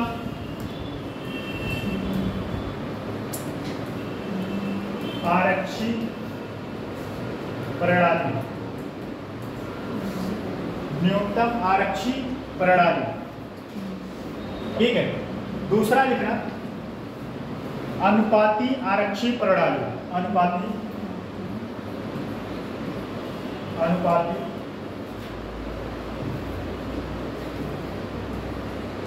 अनुपाती आरक्षी,